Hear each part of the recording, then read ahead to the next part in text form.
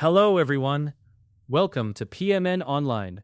In this tutorial, we will learn how to share editable drawio diagrams with people outside Confluence. Sharing editable diagrams created in drawio with people who are outside of the Confluence platform can seem daunting at first. However, it's a critical skill for effective collaboration, especially if you're working across different platforms or with team members who don't have access to Confluence. In this guide, we'll break down the steps so you can easily share your diagrams without losing the ability to edit them later. First, let's ensure you have everything set up. If you haven't already, make sure to click the Get It Free option in drawio. This is essential for accessing all the features you need. Once you click that, simply follow the on-screen instructions. You can use various accounts like Google, Microsoft, Slack, or Apple to sign in. This flexibility makes it easy to integrate drawio with the platforms you already use. After following these steps, you'll be ready to move on. Now, you also need to do the same within the drawio application itself. Click Start Now, and again follow the on-screen instructions to ensure everything is set up correctly. Once that's done, you're all set to begin sharing your diagrams.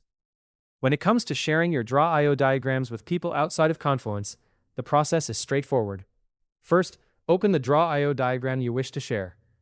It's important to export the diagram into a file format that is widely compatible and can be edited.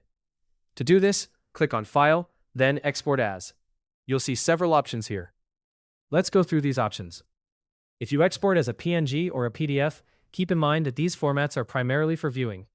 PDFs, for example, maintain the layout of your diagram and can be opened with many programs like Adobe Acrobat. However, the editing capabilities are quite limited in these formats. Now, if you choose XML, this is particularly useful. XML is the native format for drawio diagrams. While it may not be editable by default in most other programs, it can be imported back into drawio for further editing. This makes it an excellent choice if you or your collaborators need to make changes later. To do this, select XML, then click Export. Don't forget to give your file a name and choose where you want to save it.